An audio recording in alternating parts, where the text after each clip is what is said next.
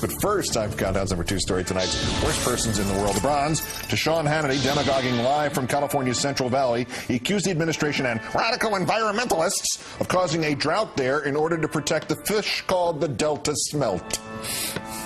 Today, their water is gone, shut off by the government.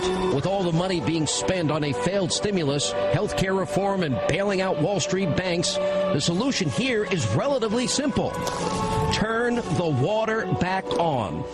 The Department of the Interior turned the water back on the 30th of June. The pumping restrictions ended nearly 3 months ago. You missed it, Sean. So too did the Washington Times, the Moken, the Wall Street Journal editorial page, the rest of the morons' echo chamber. Check the water you're standing in, Sean. There's a shark in there that you just jumped. But our winner, Lonesome Road's Beck, quoting, praising, embracing Article 1, Section 9, Clause 1 of the Constitution, which reads, Section 9, the migration or importation of such persons as any of these states now existing shall think proper to admit shall not be prohibited by the Congress prior to the year 1808, but a tax or duty may be imposed on such importation not exceeding $10 per each person. You know what that part of the Constitution was about? Glenn doesn't. That's right, he writes. The founders actually put a price tag on coming to this country, $10 per person. Apparently they felt like there was a value to being able to live here. Not anymore. These days we can't ask anything of immigrants, including that they abide by our laws.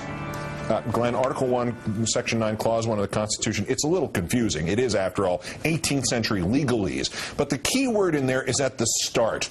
The migration or importation of such persons. Importation of persons? Buying slaves from other countries. The clause Beck thinks has something to do with a price tag on coming to this country was in fact a clause that made it illegal to ban the importation of slaves until at least 1808. But it gave Congress the right to tax a slave owner $10 for each new slave he brought in. This is the fool who thinks he is Thomas Paine or Thomas Jefferson or somebody, or he thinks he and he alone is interpreting the meaning of the founders of the country. And he thinks a clause requiring the continuation of slavery and making it constitutional for one American to own another is about immigration. This guy may well be the dumbest man on the planet.